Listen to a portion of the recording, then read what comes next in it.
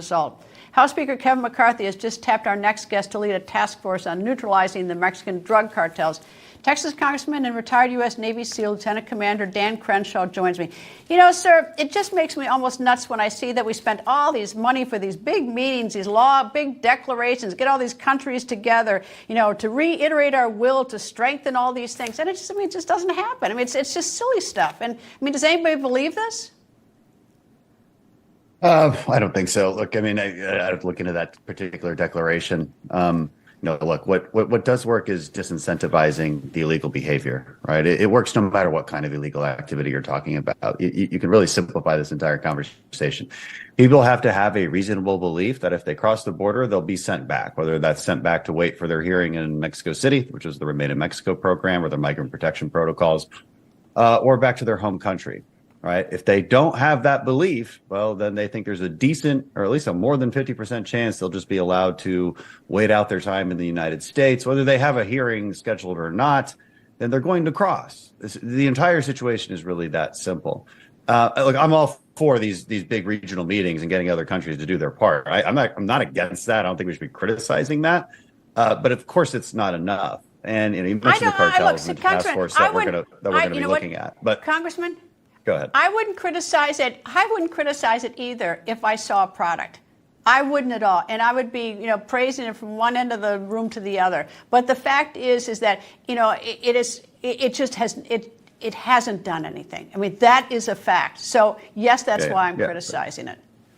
Sure. Like I said, it's not enough. But again, it's a distraction. When you talk to Democrats a lot of times they'll say, well, look, they want to bypass the conversation. They want to say, look, we got to address root causes. And I'm like, well, what does that mean? You want to make Guatemala a place where people want to stay versus the United States? It'll never happen, not for 100 years. The United States is always going to be the best place to be. And so you're always going to have that incentive structure in place. And so you have to disincentivize at least the illegal crossings. Again, the conversation is really simple. HR 2, what we passed this week, it fixes a lot of those loopholes. I would also say the administration has the tools it needs. They always make these excuses like, well, look, if we didn't have a broken immigration system, we wouldn't have this problem. That's not true. They could enforce the letter of the law to the T and actually deport people when they want to. They could do these things. They don't because they have very well-funded pro-illegal immigration groups that are very radical and will get very, very involved in Democrat primaries at times that they don't want. That's the truth of the matter. There's a lot of money behind these groups that don't want to solve this problem. All right. What about cartels? Because, I mean, look, the cartels, they make a lot of money on this, too. I mean, which is complicated. And a lot of people, at least I read that the cartels have just taken control of this. Sure. No, it's not that complicated. So they have operational control of the border and charge, let's say a Guatemalan migrant might charge $300. They might be charged $300 to cross at a certain point. The cartels simply take that money and point them in the direction of Border Patrol, knowing full well that those people will be released into our cities. For other foreigners, maybe from China, say, they charge a lot more money. So cartels make billions and billions of dollars from this, and it's a zero risk proposition for them. And what do they do with that money? Well, they use that to fund their other enterprises, like poisoning our street drugs with fentanyl and killing 80,000 Americans a year. So the cartels are a key component of this.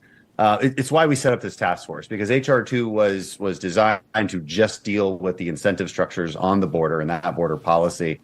And we said, look, we also have to deal with cartels that have operational control of the border and are killing tens of thousands of Americans a year. It's a separate line of effort, and we're in the task force will be designed to collect that legislation. Okay. Well, there's a number of things. So what would you do about the cartels? Yeah, there's a number of things. Like there's a law enforcement side to this, and I think there's a military side to this as well.